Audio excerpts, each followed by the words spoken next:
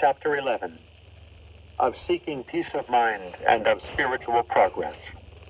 We may enjoy abundance of peace if we refrain from busying ourselves with the sayings and doings of others, and things which concern not ourselves. How can he abide long time in peace who occupieth himself with other men's matters and with things without himself, and meanwhile payeth little or rare heed to the self within? Blessed are the single-hearted, for they shall have abundance of peace. How came it to pass that many of the saints were so perfect, so contemplative of divine things? Because they steadfastly sought to mortify themselves from all worldly desires, and so were enabled to cling with their whole heart to God, and be free and at leisure for the thought of Him. We are too much occupied with our own affections, and too anxious about transitory things. Seldom, too, do we entirely conquer even a single fault, nor are we zealous for daily growth in grace, and so we remain lukewarm and unspiritual.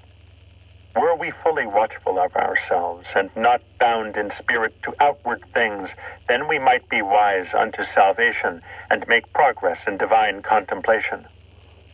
Our great and grievous stumbling block is that, not being freed from our affections and desires, we strive not to enter into the perfect way of the saints. And when even a little trouble befalleth us, too quickly are we cast down, and fly to the world to give us comfort. If we would quit ourselves like men, and strive to stand firm in the battle, then should we see the Lord helping us from heaven. For He Himself is always ready to help those who strive and who trust in Him. Yea, He provideth for us occasions of striving, to the end that we may win the victory.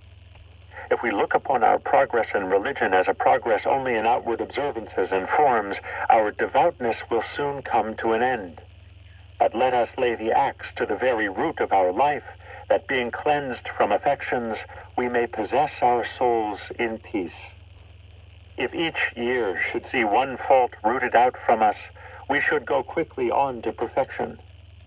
But on the contrary, we often feel that we were better and holier in the beginning of our conversion than after many years of profession. Zeal and progress ought to increase day by day, yet now it seemeth a great thing if one is able to retain some portion of this first ardor. If we would put some slight stress on ourselves at the beginning, then afterwards we should be able to do all things with ease and joy. It is a hard thing to break through a habit, and a yet harder thing to go contrary to our own will. Yet if thou overcome not slight and easy obstacles, how shalt thou overcome greater ones? Withstand thy will at the beginning, and unlearn an evil habit, lest it lead thee little by little into worse difficulties.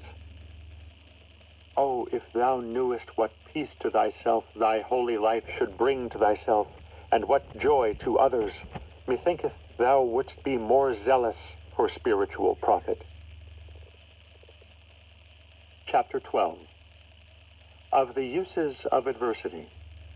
It is good for us that we sometimes have sorrows and adversities, for they often make a man lay to heart that he is only a stranger and sojourner, and may not put his trust in any worldly thing. It is good that we sometimes endure contradictions and are hardly and unfairly judged when we do and mean what is good. For these things help us to be humble and shield us from vainglory. For then we seek the more earnestly the witness of God, when men speak evil of us falsely and give us no credit for good. Therefore ought a man to rest wholly upon God, so that he needeth not seek much comfort at the hand of men. When a man who feareth God is afflicted, or tried, or oppressed with evil thoughts, then he seeth that God is the more necessary unto him, since without God he can do no good thing. Then he is heavy of heart, he groaneth, he crieth out for the very disquietness of his heart. Then he groweth weary of life, and would fain depart and be with Christ. By all this he is taught that in the world there can be no perfect security or fullness of peace. Chapter 13. of resisting temptation. So long as we live in the world, we cannot be without trouble and trial. Wherefore it is written in Job, the life of man upon the earth is a trial. Job chapter 7, verse 1. And therefore ought each of us to give heed concerning trials and temptations, and watch unto prayer, lest the devil find occasion to deceive. For he never sleepeth, but goeth about seeking whom he may devour. No man is so perfect in holiness that he hath never temptations, nor can we ever be wholly free from them. Yet, notwithstanding, temptations turn greatly unto our profit, even though they may be great and hard to bear. For through them we are humbled, purified, instructed. All saints have passed through much tribulation and temptation, and have profited thereby. And they who endured not temptation became reprobate and fell away. There is no position so sacred, no place so secret, that it is without temptations and adversities. There is no man wholly free from temptations so long as he liveth, because we have the root of temptation within ourselves, in that we are born in concupiscence. One temptation or sorrow passeth, and another cometh, and always we shall have somewhat to suffer, for we have fallen from perfect happiness. Many who seek to fly from temptations fall yet more deeply into them. By flight alone we cannot overcome, but by endurance and true humility we are made stronger than all our enemies. He who only resisteth outwardly and pulleth not up by the root shall profit little.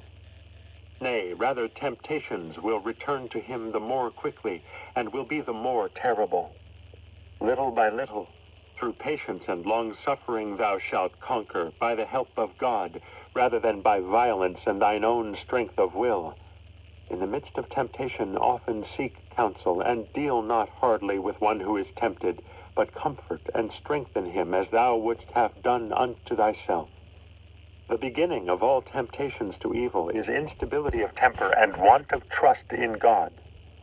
For even as a ship without a helm is tossed about by the waves, so is a man who is careless and infirm of purpose tempted, now on this side, now on that.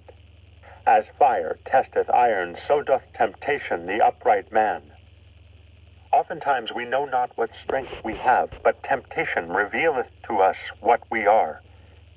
Nevertheless, we must watch, especially in the beginnings of temptation. For then is the foe more easily mastered, when he is not suffered to enter within the mind, but is met outside the door as soon as he hath knocked. Wherefore one saith, check the beginnings. Once thou mightst have cured, but now 'tis past thy skill. Too long hath it endured. For first cometh to the mind the simple suggestion, then the strong imagination, afterwards pleasure, evil affection, assent. And so, little by little, the enemy entereth in altogether, because he was not resisted at the beginning. And the longer a man delayeth his resistance, the weaker he groweth, and the stronger groweth the enemy against him. Some men suffer their most grievous temptations at the beginning of their conversion, some at the end. Some are sorely tried their whole life long. Some there are who are tempted but lightly, according to the wisdom and justice of the ordering of God, who knoweth the character and circumstances of men, and ordereth all things for the welfare of his elect.